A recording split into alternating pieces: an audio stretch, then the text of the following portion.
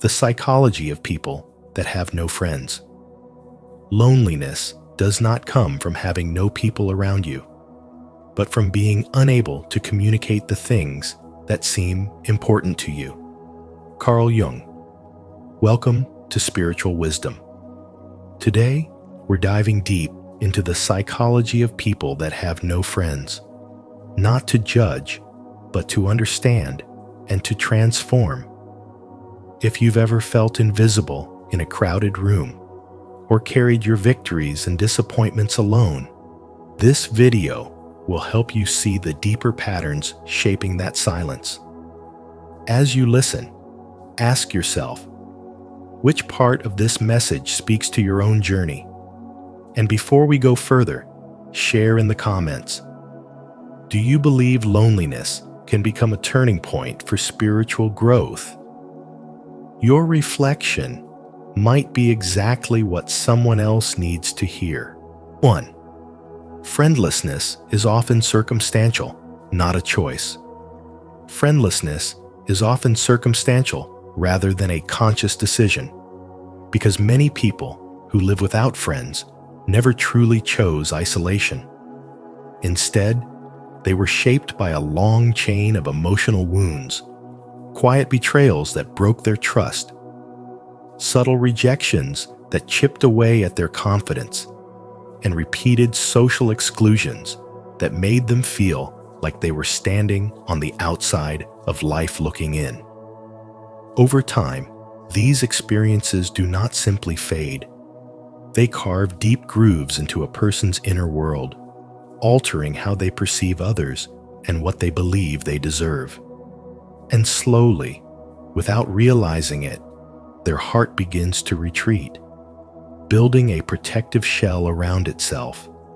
In spirituality, this is seen as a point where the soul begins protecting its light by withdrawing from spaces that once felt unsafe.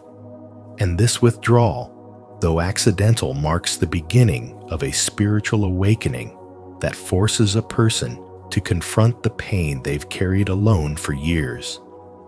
These emotional wounds often create psychological defense mechanisms that feel necessary in the moment, but become invisible cages in the long term. When someone has been betrayed enough times, they begin to scan every new interaction for danger. When someone has been rejected repeatedly, they learn to silence themselves before anyone else can silence them first. When someone grows up feeling ignored or overlooked, they might convince themselves that they are meant to remain unseen, even though every part of their spirit quietly aches to be noticed. These patterns are not signs of weakness, they are signs of survival. Yet the tragedy is that these survival patterns slowly erode a person's ability to build connection.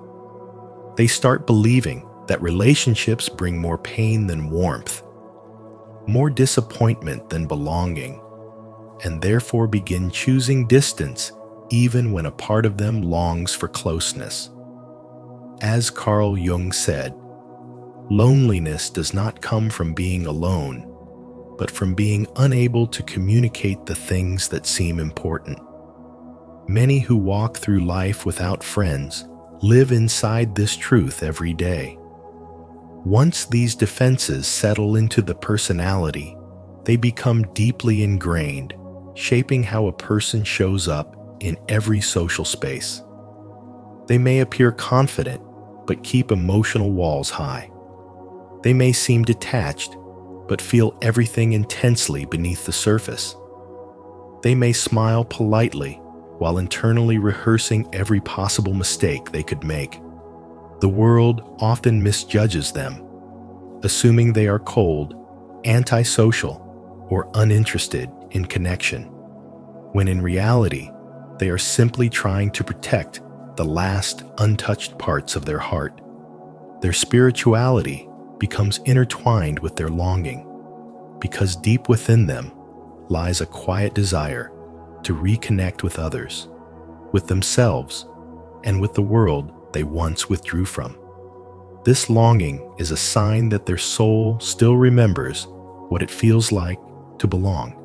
As these patterns continue, isolation becomes familiar, almost comfortable, because comfort often comes from what is known, not what is healthy.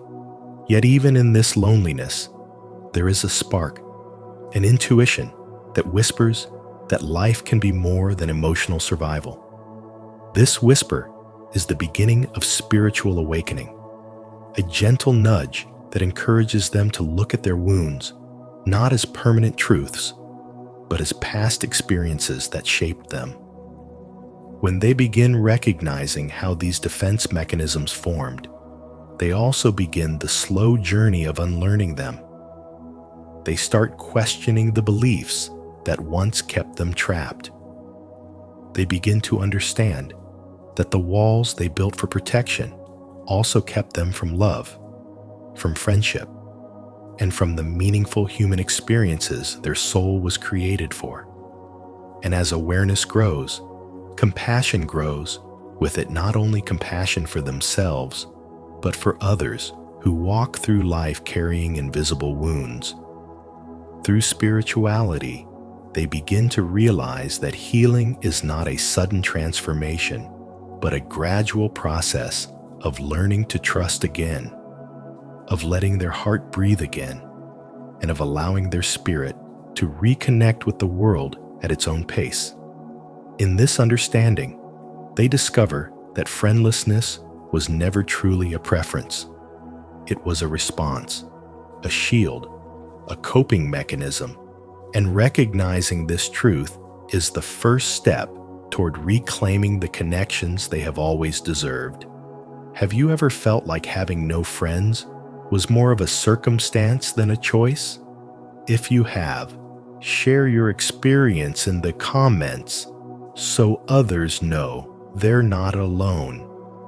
If not, comment, "I understand," to show support and help us grow a more compassionate community together. 2. Isolation reshapes the brain and perception. Isolation reshapes you on levels far deeper than you realize. And when you have lived through long stretches of loneliness, not by choice, but by painful circumstances, you can feel how it rewires your mind, your emotions, and even the way your soul meets the world. Chronic aloneness slowly trains the brain to operate without social feedback. And because neuroplasticity is always adapting to your environment, your mind begins to weaken its ability to read facial expressions, emotional tone, or subtle shifts in body language.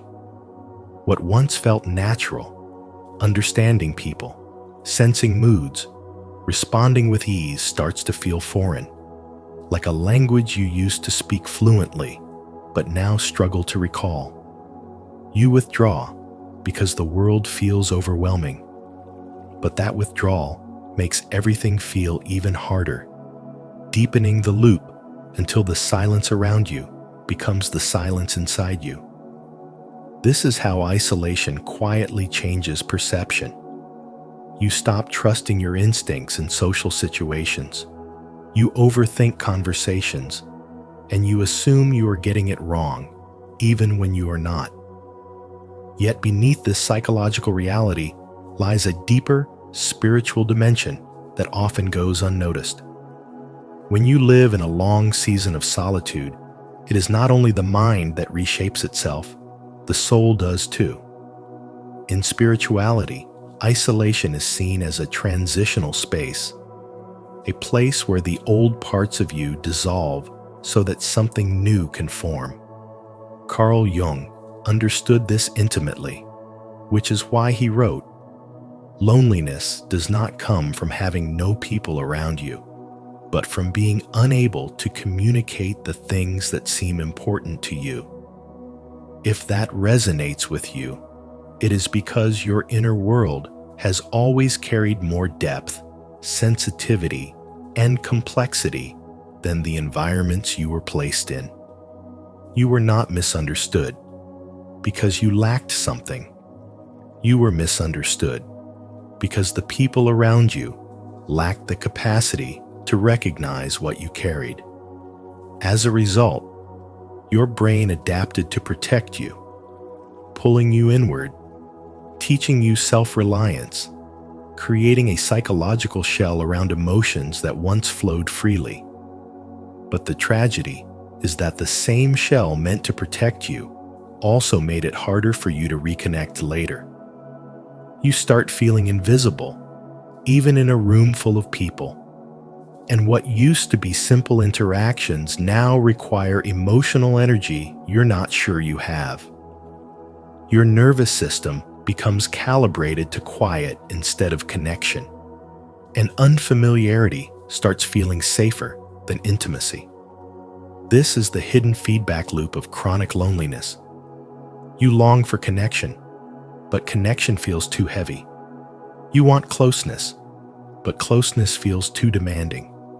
You want to be seen, but being seen feels too vulnerable. And yet, because the brain is endlessly adaptable, what has been shaped by isolation can also be reshaped by intention, healing, and spiritual development. The truth is that none of these changes mean you are broken. They mean you adapted to survive. They mean your mind and spirit responded to the environment they were placed in. And they mean you have the power to rewire everything you once lost. The brain can relearn connection, just as it once learned to disconnect. Your heart can relearn trust. Your spirit can relearn openness. And the quiet season you went through, no matter how painful, can become the foundation of a stronger, more conscious, more spiritually developed version of you. 3. Emotional wounds become invisible walls. Emotional wounds that were never acknowledged or healed gradually turn into invisible walls, shaping how you see yourself and how you interpret the world around you. When you have been hurt deeply, whether through betrayal, neglect, humiliation, or abandonment, your mind begins to link vulnerability with danger.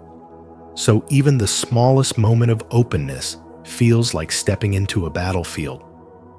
Carl Jung once said, "Until you make the unconscious conscious, it will direct your life and you will call it fate." And this truth becomes painfully clear when you notice how your old injuries quietly guide the way you respond to people. You are not avoiding connection because you lack the desire for it. You are avoiding it because your nervous system has learned to confuse safety with loneliness and connection with threat. This is why you often misread the world around you. When someone speaks gently to you, you might hear condescension instead of kindness. When someone shows interest in your life, you might interpret it as pity rather than genuine curiosity. When someone offers help, your instinct is to pull away because accepting support once led to disappointment.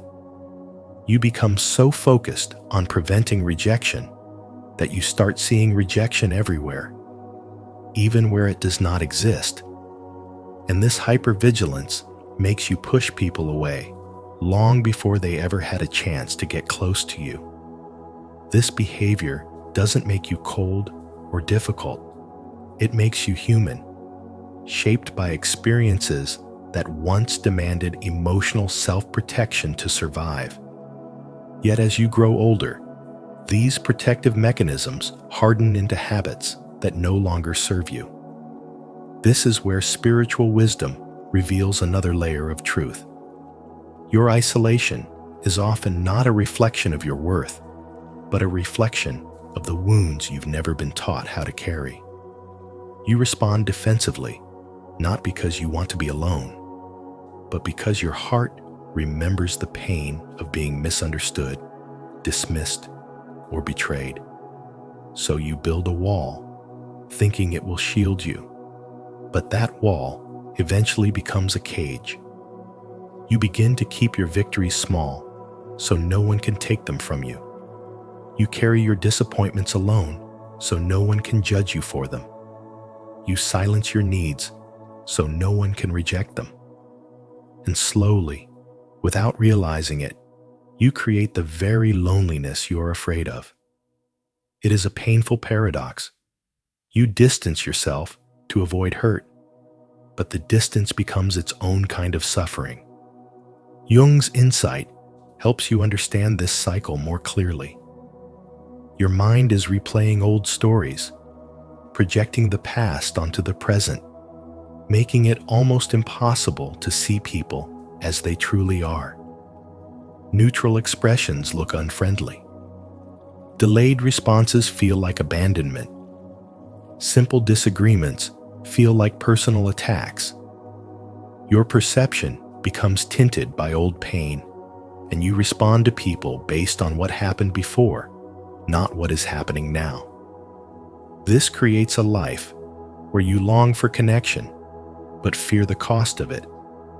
You crave closeness, but mistrust the path that leads to it. You want to be seen, yet you hide the most vulnerable parts of yourself because you believe that exposure invites harm.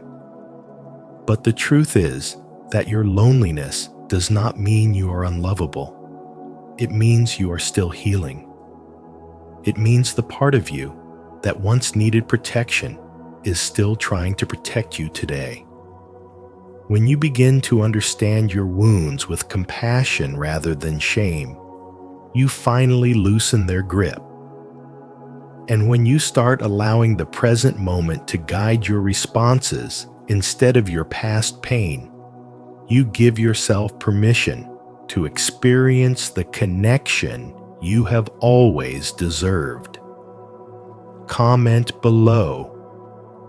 I am breaking my invisible walls. If you're ready to heal your emotional wounds and step into deeper connection. 4. Rich inner worlds become both sanctuary and trap. Rich inner worlds become both sanctuary and trap for people who move through life without meaningful friendships. Because when you have no one to talk to, your mind turns inward and begins building elaborate internal dialogues that feel safer than the outside world. And this inward focus often becomes a place where spirituality and spiritual awakening quietly take root. You replay past interactions, imagining what you should have said, what you wish you had the courage to express, and your thoughts loop in cycles that feel comforting at first because they allow you to rewrite moments that hurt or confused you. But the longer you stay inside these imagined conversations, the more your mind begins to rely on them as replacements for real human connection. Over time, this internal landscape grows so vivid and so emotionally charged that it becomes the center of your reality, making you believe that thinking deeply is the same as living deeply, even though the two are very different. You fantasize about friendships, picture meaningful bonds, and create scenarios where people see and appreciate your worth. Yet without external feedback to challenge or reshape these thoughts, your self-image becomes fragile and easily distorted. Carl Jung often warned about this inward collapse of perspective when he said, "Who looks outside dreams. Who looks inside awakens." But awakening requires the balance of both worlds. And without that balance, the imagination becomes a double-edged sword, one that comforts you while quietly cutting into your confidence. As days pass without real interaction, you start to measure yourself by your own assumptions rather than actual experiences. And this leads to a subtle form of social anxiety, where even the smallest encounters feel threatening because your mind has spent so long rehearsing rather than participating. You begin to question your value. Wonder if others secretly judge you and interpret silence as rejection, even if no one has rejected you at all. Your thoughts spiral because there is no external voice to interrupt them, no friend to say, "You're overthinking," no presence to help you return to reality. This is how loneliness slowly shapes identity, not through dramatic events, but through quiet, repetitive patterns of self-reflection that go unchallenged. The sanctuary becomes a prison, not because your inner world is wrong, but because it becomes the only world you trust.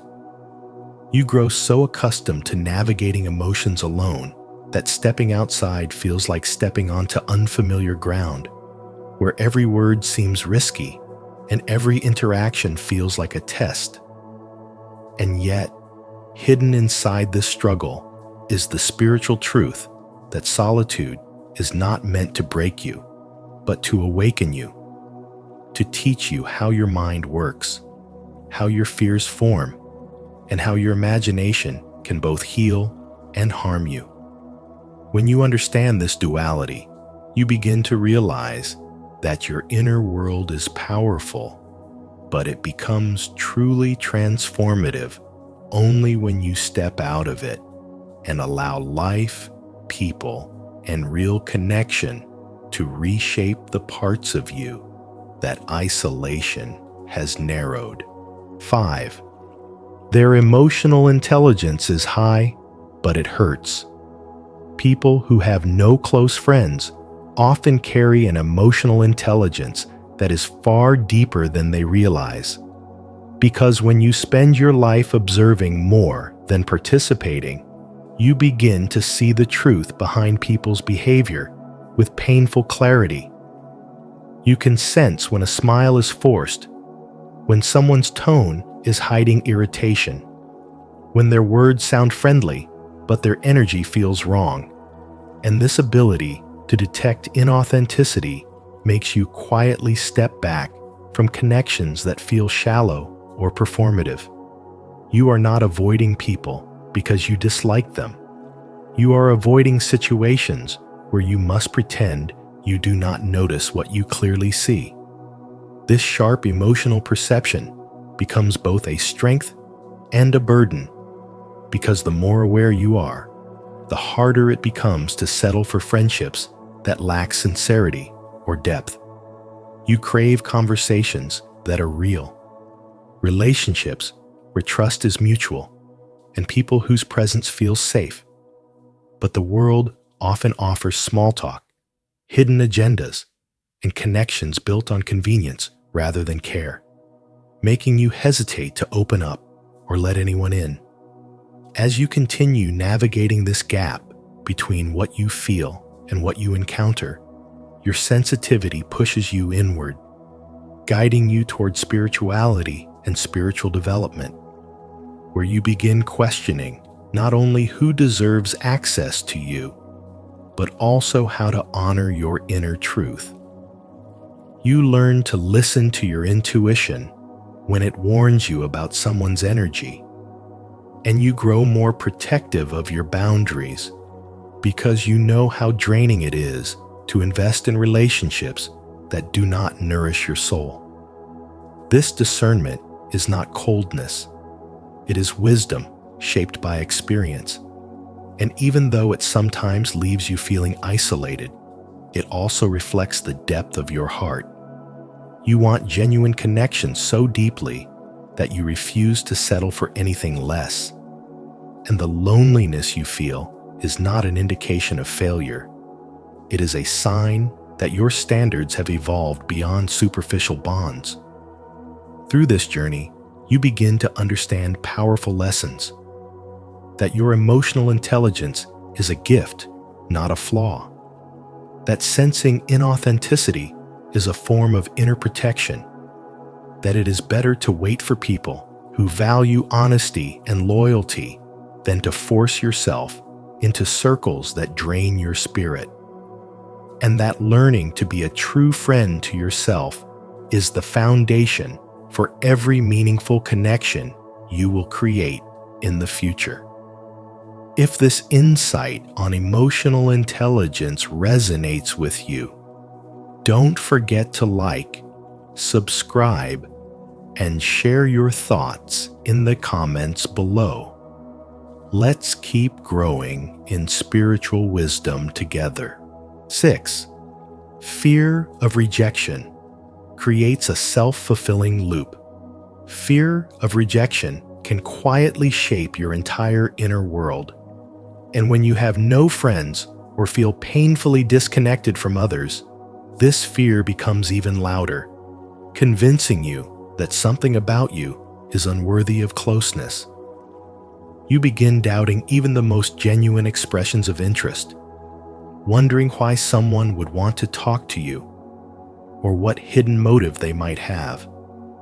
And this doubt is rarely about the present moment. It is the echo of old wounds, the memories of times when you tried to belong but felt invisible or dismissed. Carl Jung once said, "Until you make the unconscious conscious, it will direct your life and you will call it fate." And this spiritual wisdom explains why you may keep reliving the same painful patterns. Your mind has learned to treat connection as danger, so even kindness can feel suspicious. As this fear grows, it creates an inner conflict where you constantly feel like you are either too much or not enough, pushing you into survival behaviors that once protected you but now limit you. Sometimes you try to please everyone, giving more than you feel, agreeing more than you want, shrinking your true personality so no one sees what you fear is unlovable. Other times, you withdraw completely, avoiding conversations, staying on the edges of social circles, or keeping your deepest thoughts locked inside because letting someone close feels too risky. These reactions may look opposite, but they are both driven by the same silent whisper inside you. If they see the real me, they will leave.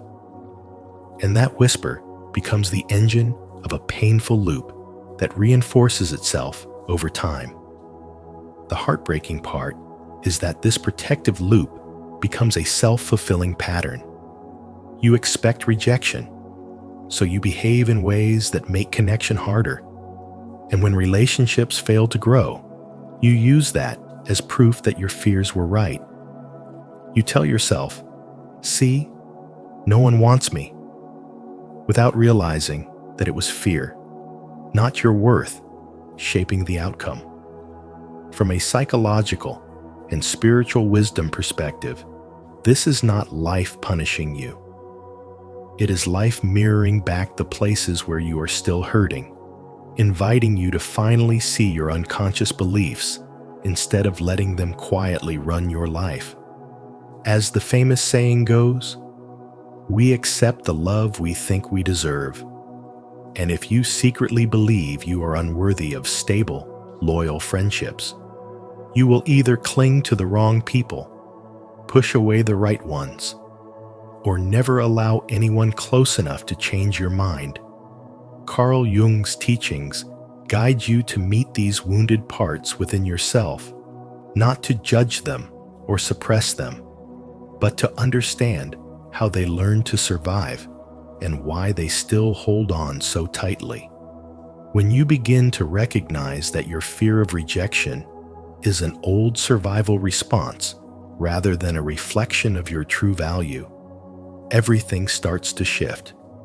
You can slowly practice receiving kindness without instantly questioning it, allowing yourself to say, "I am learning to trust genuine care." You can show small pieces of your true personality instead of hiding behind a mask of perfection or silence. You can let yourself stay present in conversations rather than disappearing at the first sign of vulnerability. These tiny, gentle steps signal to your nervous system that connection can be safe again, and they break the loop, not through force, but through awareness and compassion.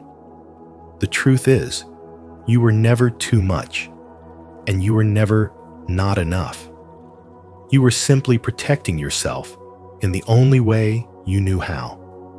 As your relationship with yourself softens, as your spiritual wisdom deepens, and as your inner beliefs heal, you naturally begin drawing in people who value your authenticity, not your performance. And slowly, connection stops feeling like a battlefield and starts feeling like a place where you can finally breathe and be fully, beautifully yourself. 7. Solitude offers growth, but also social atrophy. Solitude offers growth, but it also quietly reshapes the mind in ways most people never notice. Because time alone can feel like a sanctuary where you finally hear your own thoughts without interruption, where your intuition speaks louder, where your creativity deepens, and where spirituality begins to expand in ways that spark spiritual awakening. When you pull away from the noise of the world, you begin to recognize patterns within yourself that you use to ignore your coping mechanisms, your emotional triggers, your hidden fears, and the dreams you buried to fit into other people's expectations. In this silence, you gain a clearer sense of who you are beyond your roles, your social image, and your past experiences. You start becoming more self-sufficient, more thoughtful, and more aware of your inner landscape. And that inner awareness becomes a kind of internal compass, guiding you toward deeper understanding and emotional maturity. Jung understood this well because he believed that solitude invites you into the depths of your unconscious, where true transformation begins. Yet what makes solitude powerful is also what makes it dangerous. The same silence that strengthens your inner world can slowly cause your social instincts to fade, as if unused parts of your personality begin to rust from lack of interaction. The longer you stay alone, the more overwhelming it feels to re-enter social spaces. Simple conversations begin to require more mental effort, group settings feel overstimulating, and even small talk becomes emotionally exhausting. What originally served as self-protection begins to harden into self-isolation, and the boundaries you built to keep yourself safe turn into walls that keep others out. Over time, anxiety subtly creeps in, not because you dislike people, but because your social muscles have weakened, just like any skill that hasn't been used in too long. You begin overthinking every interaction, replaying your words, analyzing people's reactions, and feeling drained by situations that once felt normal. As this cycle deepens, solitude stops being a choice and starts becoming a psychological prison. You tell yourself that you prefer being alone, but underneath that narrative lies a quiet fear of rejection, misunderstanding, or emotional overstimulation. Crowded rooms make you feel invisible. And even when you want connection, you hesitate because you fear saying the wrong thing, feeling out of place, or being judged. You celebrate your victories alone, carry your disappointments in silence, and convince yourself that no one would truly understand you anyway. This emotional withdrawal reinforces itself until reaching out feels unnatural. And even when a part of you craves closeness, the habits of isolation pull you back into your inner world. Yet none of this means you are broken. It simply means you spent too long surviving instead of connecting. Solitude gave you wisdom, depth, and self-awareness, but it also left your social instincts asleep, waiting for you to awaken them again. The path out is not about forcing yourself into the world. It is about slowly reminding your mind how to trust, how to express, how to belong, and how to let others see you without fear. In this way, the journey through solitude becomes another step in your ongoing spiritual awakening, teaching you that growth happens both within and alongside others, and that the heart heals not only in silence, but also in the courage to return to connection. If this insight on solitude and growth resonates with you, leave a like and subscribe to Spiritual Wisdom. And don't forget to turn on the notification bell so you never miss content that supports your inner evolution. Comment below, "I choose growth even in my solitude." 8.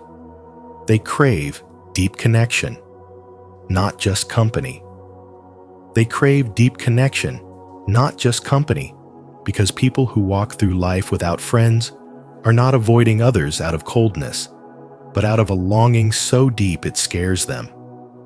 You want soul-level friendship, not empty conversations or social performances. And you're tired of spaces where you have to shrink, pretend, or hide your inner world. You want someone who understands the way your mind works, someone who listens without judgment, someone who sees the truth beneath your silence. Yet your desire for profound connection often becomes the very thing that keeps you alone. You reject small talk because it feels shallow, not realizing that even the deepest relationships are built one simple moment at a time. You avoid casual invitations because they feel meaningless, forgetting that trust is not something that appears fully formed. It is something that grows slowly, like a seed watered through shared laughter, brief conversations, and small acts of kindness. Your depth is your strength, but it is also the wall that blocks others from entering your life, because you want people to meet you at the bottom of the ocean without first letting them wade through the shallow water.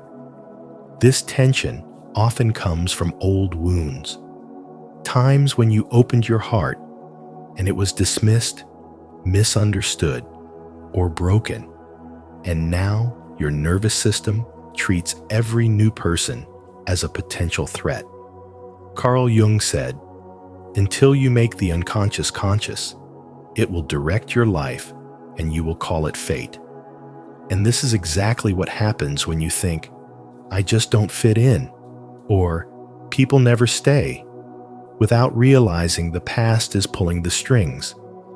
You appear independent and self-contained, but inside, you want to be chosen, understood, and held in a space where your sensitivity is not a burden. This is where spirituality and spiritual development come in. Because the more you understand yourself on a soul level, the more you see that your longing is not weakness. It is a sign of emotional intelligence and inner truth. Your sensitivity is not a flaw, it is sacred. Your depth is not a curse, it is your compass. But when that depth becomes a wall, it blocks the very connection your soul is craving. You are not meant to force yourself into places that require you to wear a mask, nor are you meant to isolate yourself until the perfect person magically appears. The real path lies in balance, letting small connections exist without dismissing them, allowing people to know you gradually, and giving yourself permission to be imperfect as you open up. When someone reaches out, you don't need to give them your entire soul. Just give them a moment of presence. When a conversation feels simple or ordinary, don't assume it's meaningless. Sometimes the most profound relationships begin with a single, ordinary moment. And when fear tells you to pull away, remind yourself that not every person is your past. Small steps matter. Slow trust is still trust. Depth can coexist with gentleness, Your soul is not looking for a crowd. It is looking for resonance. And when you lower the wall just enough for the right people to walk through, you'll discover that what you have been searching for has been searching for you too. In the end, the psychology of people who have no friends is not a sign of weakness. It is a sign of depth. As Carl Jung reminds us, the inner world shapes everything we experience on the outside, and sometimes isolation is the very place where transformation begins. If this message from spiritual wisdom has helped you understand yourself or someone you care about, take a moment to honor that insight. And if you'd like to continue exploring the hidden layers of the mind and spirit, don't forget to like this video. Share it with someone who needs it. Subscribe to Spiritual Wisdom and turn on notifications so you never miss our next journey into deeper understanding. Change this one attitude and the universe will obey you. Until you make the unconscious conscious, it will direct your life and you will call it fate. Carl Jung. Welcome to Spiritual Wisdom, where today you are invited to look within and discover the one attitude that silently shapes every moment of your life. As you listen, I want you to reflect on how your inner stance, your unseen frequency, might be influencing the opportunities you attract, the relationships you form, and the reality you experience every single day. What if the universe isn't resisting you, but simply mirroring the way you see yourself? If this idea resonates, comment below. I am ready to shift my inner frequency. Let's explore how changing this one inner attitude can transform your life, align you with your true power, and open the doors to a reality that finally responds to you. 1. Your inner posture dictates your reality. There is a hidden default setting within you, a silent inner posture that operates beneath your thoughts, beneath your words, and even beneath your conscious desires.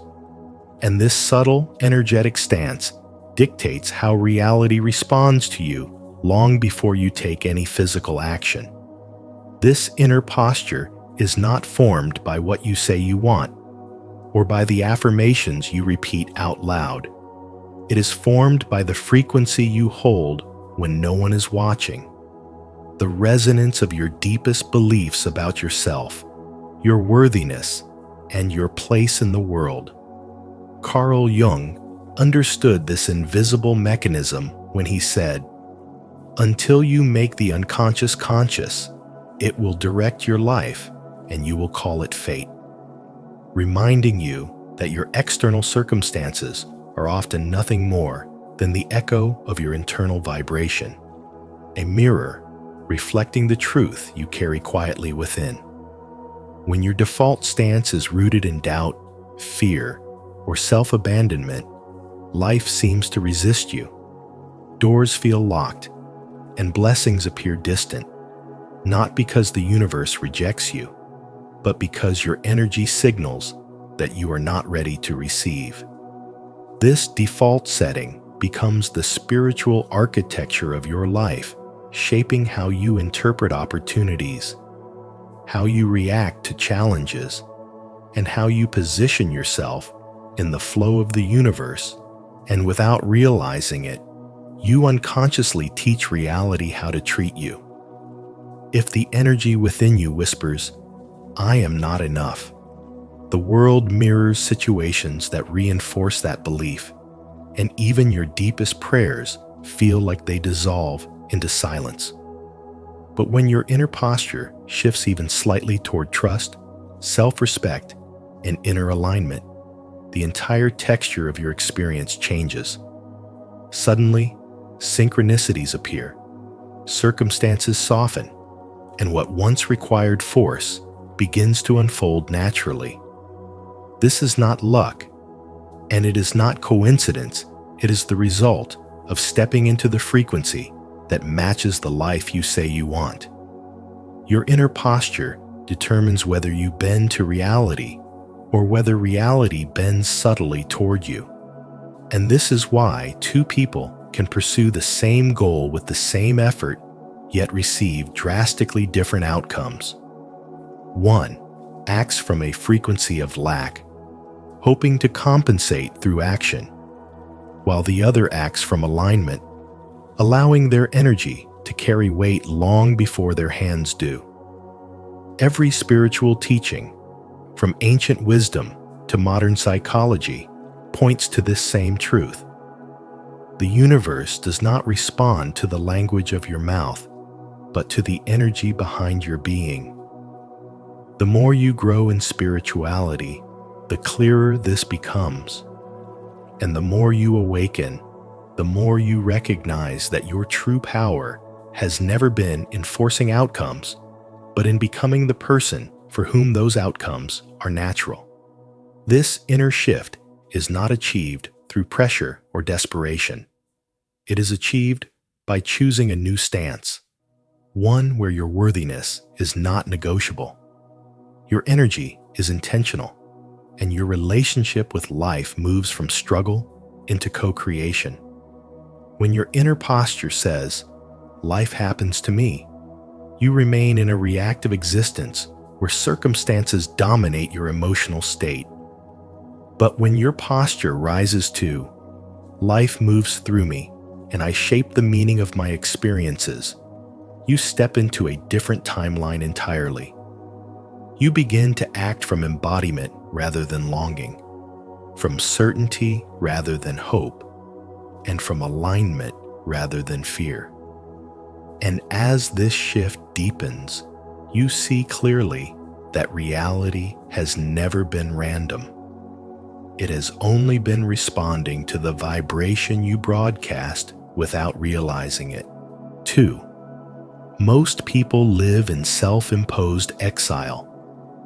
Most people live in a quiet form of self-imposed exile, and you may not even realize that you have been stepping away from your own inner throne and wandering outside the gates of your own kingdom, acting as though you are a guest rather than the rightful sovereign of your life. You wait for approval, for validation, for signs from someone stronger or wiser to tell you that you are finally worthy, finally capable, finally allowed to move forward. And without noticing it, this constant waiting becomes a posture that drains your personal power. It tells life and it tells the universe that you are unsure of yourself, that you do not trust your own authority. And this hesitation broadcasts a frequency of lack that the world reflects right back to you. Carl Jung once said, "Until you make the unconscious conscious, it will direct your life, and you will call it fate." And this is exactly what happens when you abandon your inner throne. You let unconscious fear become the silent ruler of your destiny, shaping your experiences without your permission. You might feel as if life is ignoring you, as if your prayers are unanswered, or as if your manifestations fall flat. But in truth, life is not rejecting you. It is simply mirroring the energy you emit. When your internal stance is one of uncertainty, self-doubt, and spiritual disconnection, everything you desire begins to drift farther away because the universe responds not to the words you speak, but to the vibration you hold. This is why spirituality and spiritual development begin with recognition of your own inner authority. The moment you reclaim your throne, the frequency you broadcast shifts from "I am waiting to be chosen" to "I choose myself."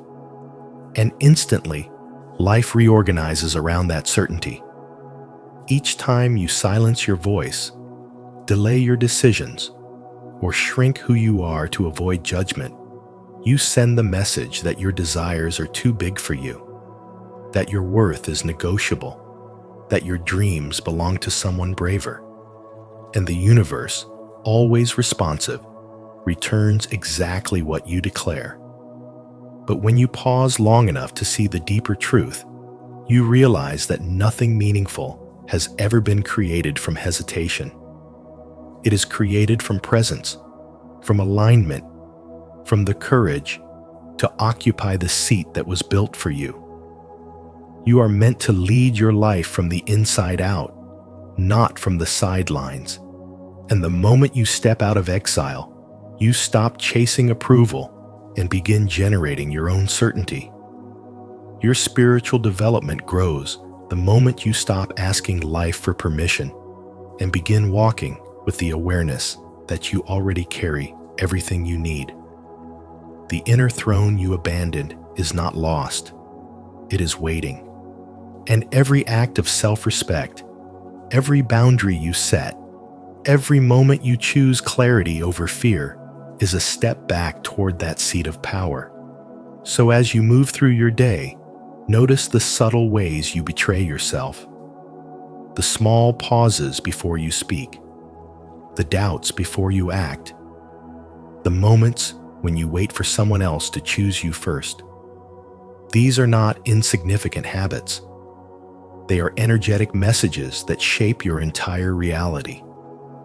When you reclaim your inner throne, you stop broadcasting lack and begin radiating sovereignty. Life responds to that shift with opportunities that align with your worth, relationships that honor your presence, and paths that unfold with a sense of divine timing. The message is simple. Step back into your kingdom because the universe obeys the one who leads from within. Have you ever noticed the moments when you exile yourself from your own power? If you have, share your experience in the comments so others can learn from your journey. If not, comment, "I will return to myself," to show your commitment to stepping out of self-imposed exile and into your true potential. 3. Sovereignty versus arrogance. True sovereignty is never loud, dramatic, or forceful, because real power does not need an audience. And as you feel this truth settling into your body, you'll begin to understand why Carl Jung said that the privilege of a lifetime is to become who you truly are. For sovereignty comes from that exact place, a deep inner certainty that does not waver even when the world around you does. Arrogance, in contrast, is nothing but insecurity, wearing a crown too heavy for it, restless and hungry for validation, always performing, always trying to prove something to everyone else. You can sense the difference instantly, because arrogance pushes outward while sovereignty radiates from within. When you stand in true sovereignty, you do not need to argue for your worth, defend your existence, or shout your value into the world. Your presence itself becomes the statement. It is the quiet strength of someone who knows who they are, the same effortless authority you see in a queen or king who does not announce their power. They embody it. Jung captured this perfectly with his reminder that until you make the unconscious conscious, it will direct your life and you will call it fate. Because arrogance is nothing more than the unconscious fear of not being enough, desperate for applause to silence the inner doubt. Sovereignty, however, feels like stillness.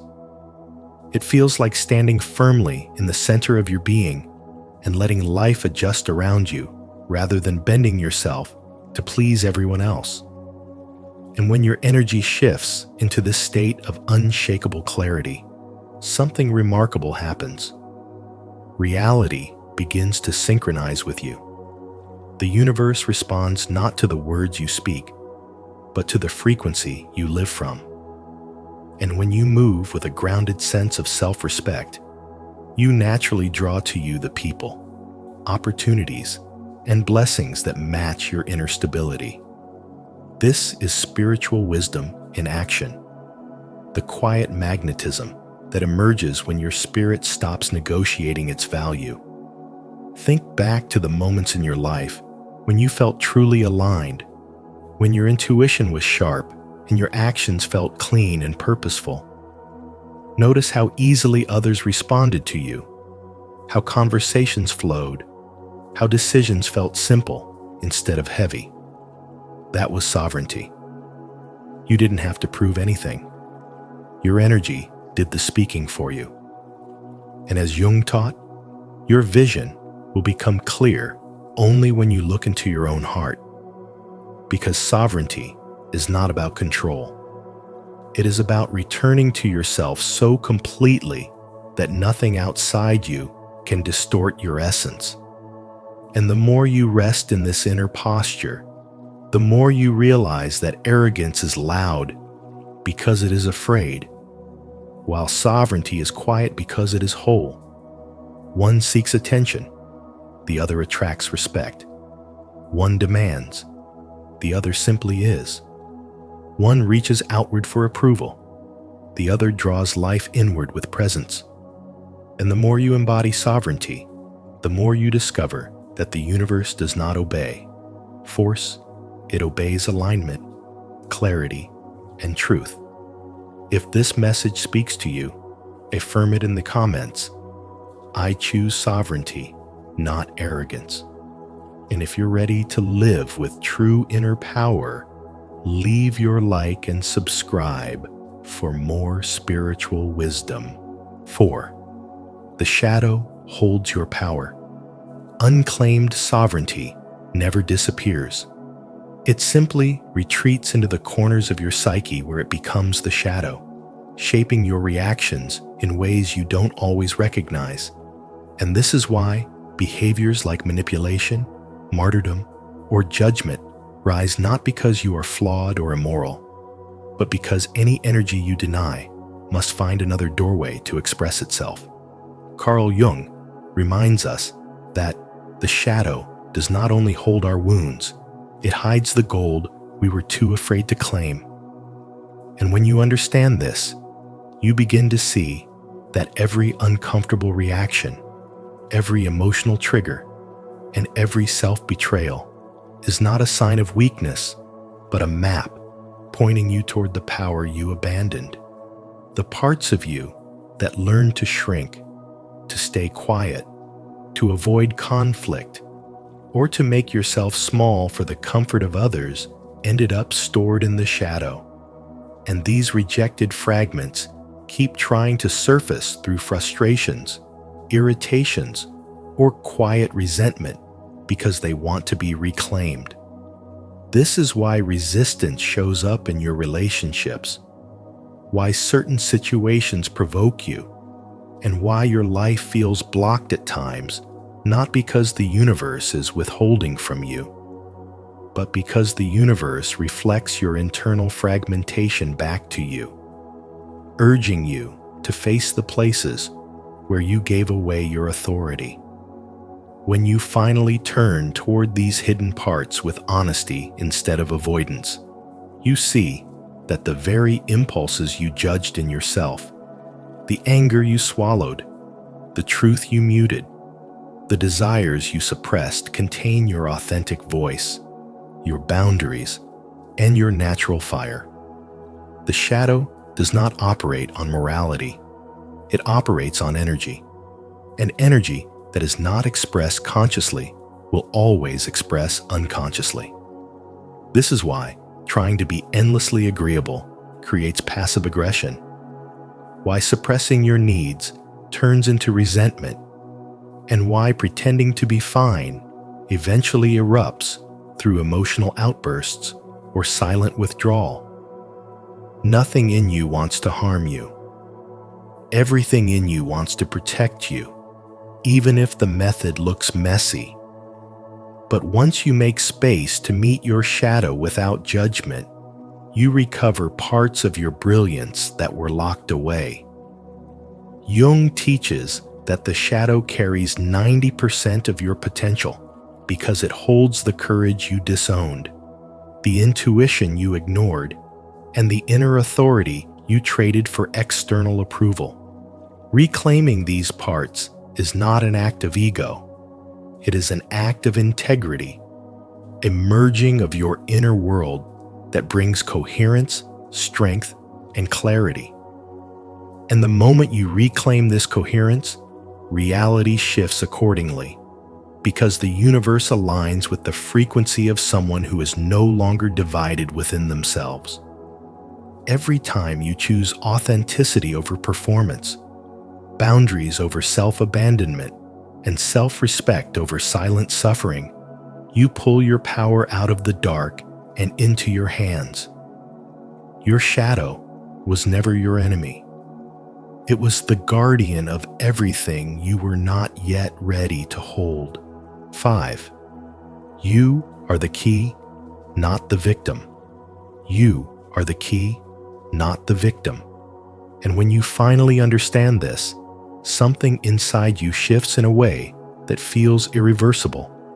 Because awakening begins the moment you stop waiting for life to choose you and start remembering that the power you've been searching for has always been yours. Carl Jung said, "Until you make the unconscious conscious, it will direct your life, and you will call it fate." And this truth becomes the foundation of your spiritual development, reminding you that your inner posture is not a detail in your life. It is your life. The universe is not a judge with a scoreboard or a parent keeping track of mistakes. It is a mirror, faithfully reflecting the vibration you carry within yourself. When you walk through the world absorbing defeat, expecting rejection, or silently believing that you are powerless, the universe does not punish you. It simply echoes the identity you have chosen. The moment you shift that identity, everything around you shifts with it. This is where spirituality becomes real, practical, and transformative. If you vibrate as a victim, reality arranges itself to confirm that belief. Opportunities stay out of reach. Relationships feel draining. Guidance feels silent. But when you stand in your truth, even if your voice shakes, the universe receives a different message. One that says you are ready. One that says you remember who you are. One that says you are no longer negotiating with your own fear. And slowly, or sometimes suddenly, life responds. People treat you differently. Doors open that were once locked. Energy begins to support you instead of resisting you. You realize that the universe was not withholding anything from you. It was simply matching the story you told about yourself. Every major turning point in your life began with an internal shift, not an external event. Think about the moments when you finally chose yourself, even when no one else did. The job you pursued before you felt fully prepared. The boundary you set, even though you were afraid of being judged. The dream you followed, even when doubt whispered loudly. Those moments were not acts of luck. They were acts of alignment. They were proof that the universe adjusts itself the moment you adjust your inner stance. You are not waiting for destiny. Destiny is waiting for you to stop shrinking and start standing. So I want you to feel this truth in your heart. You are not trapped. You are not overlooked. And you are not powerless. You are simply learning to recognize your own authority. You are remembering the key you've been carrying the entire time. This is your spiritual development in motion. The realization that liberation is not something you ask for. It is something you step into. And when you do, your universe obeys, not because you demand it, but because you finally resonate with the version of yourself who deserves alignment, opportunity, and support. Stay connected to your inner power by subscribing to our channel. Here at Spiritual Wisdom, we explore truths that remind you that you are not a victim of life. You are the key that unlocks your destiny. Remember, you were never meant to shrink. You were meant to rise. Join us and step boldly into the abundance the universe has already aligned for you. 6. Integration of the inner feminine and masculine. Within you exists a delicate but powerful relationship between the inner feminine and the inner masculine. And Carl Jung's spiritual wisdom teaches that your entire reality shifts the moment these two forces begin to support rather than sabotage each other. The feminine within you is the magnetic and receptive part that knows how to listen, trust, intuit, and allow life to come towards you, while the masculine is the active and assertive force that helps you take aligned action, hold boundaries, create structure, and move with clarity and intention. When these energies fall out of balance, especially when the feminine is wounded, you find yourself chasing things you were never meant to run after, grasping for love, begging for attention, or clinging to situations that drain your spirit, because instead of receiving from fullness, you are reaching from lack.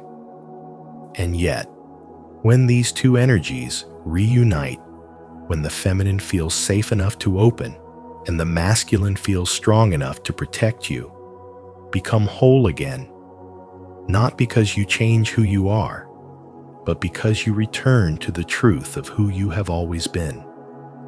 A wounded feminine makes you doubt your worth, question your ability to receive, and believe that you must earn what is already meant for you. But a healed feminine moves with quiet confidence, trusting in divine timing and allowing life to flow toward her without force. A wounded masculine pushes too hard, tries to control everything, and exhausts itself in the process. But a healed masculine stands firmly within you, offering strength, stability, and direction, giving your feminine energy the safety it needs to soften, trust, and attract. When both are healed, your presence becomes magnetic, not because you are trying harder, but because you have stopped abandoning yourself.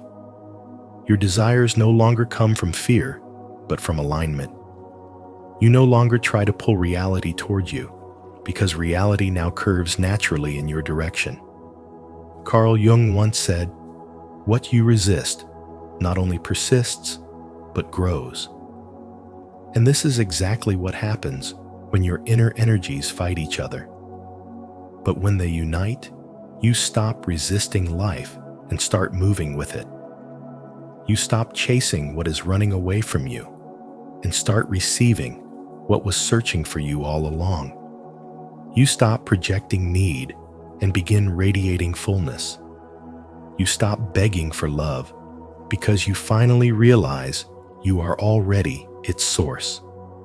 And the moment you integrate these forces, your sacred feminine and your sacred masculine, you no longer attract from emptiness. You attract from wholeness, and the universe responds to you not with hesitation, but with obedience, because your energy has finally become a match for the life you were meant to live. 7. The shift from ego to self is the true transformation. Individuation, as Carl Jung explained, is not about polishing the ego or decorating the personality with new habits and affirmations. It is the profound inner shift from living as the ego to living as the self, and this shift marks the real beginning of transformation. The ego is always trying to be enough, trying to get approval, trying to control outcomes, but the self does not try, does not negotiate, does not beg. It simply is. When you start operating from this deeper center, your vibration changes because the self carries a frequency of quiet certainty. And this is the moment reality begins to respond to you, instead of you chasing after reality. Jung emphasized that the self is a state of inner wholeness, a place where you stop identifying with your fears, your insecurities, and your survival narratives, and instead start identifying with the calm, steady awareness beneath all of it.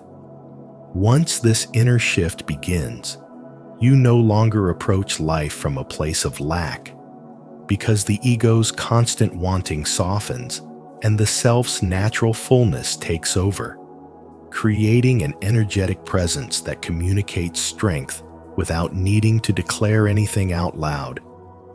This is why the transition from ego to the self changes your life more than any technique, any manifesting ritual, or any external effort, because the universe does not obey your words, it obeys your inner posture. When you live from the ego, your energy is scattered. You hope, you plead, you attempt to force outcomes, and this creates tension that the universe mirrors back to you.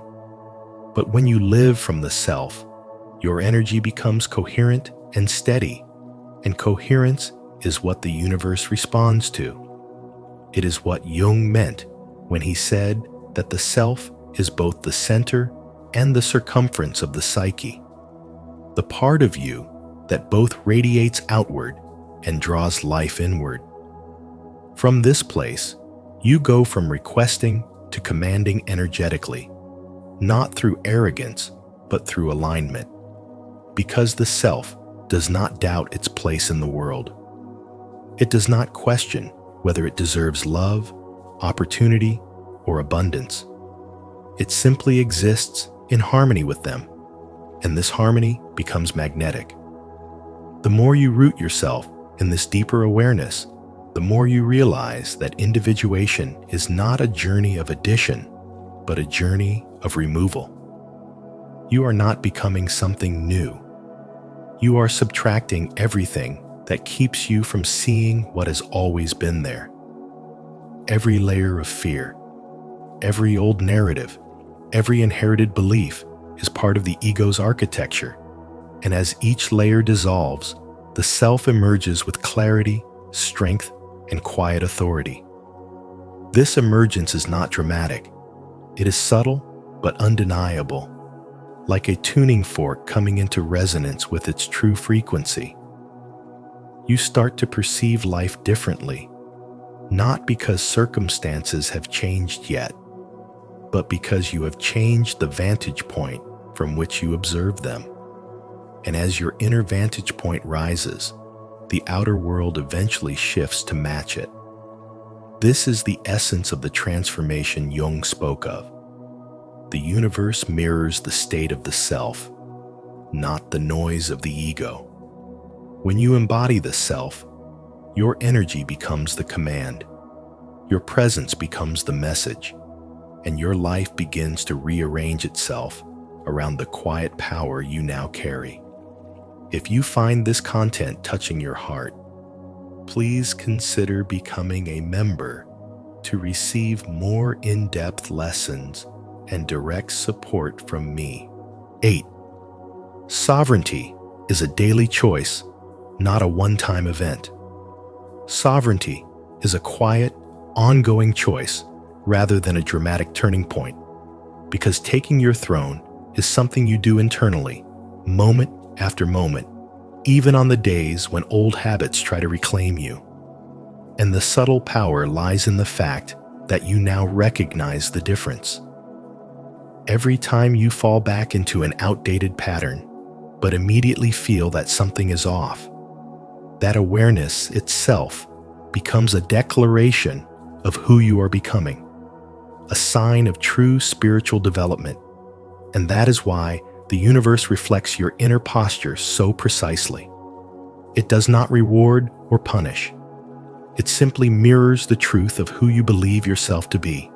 Because, as Carl Jung said, Until you make the unconscious conscious, it will direct your life and you will call it fate. When you collapse inward, the world collapses with you. And when you rise into your inner throne, life instinctively reorganizes around that strength. This is the hidden law behind every experience you attract. Reality bends to the frequency you broadcast, not from a place of desperation or control, but from the quiet certainty of someone who finally knows their own value. Choosing sovereignty means choosing awareness over autopilot, choosing presence over fear, choosing clarity over chaos. It requires you to stay awake inside yourself, because your spirituality expands through these subtle shifts.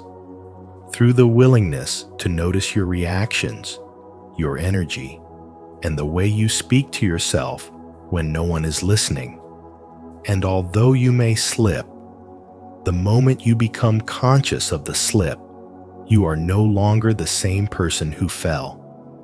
You are the one who recognizes the fall, and recognition is already a form of rising.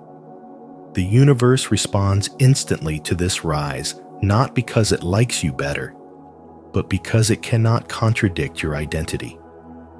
Life is always in conversation with your inner stance, and your stance is louder than your words, louder than your actions, louder than any external effort to control outcomes.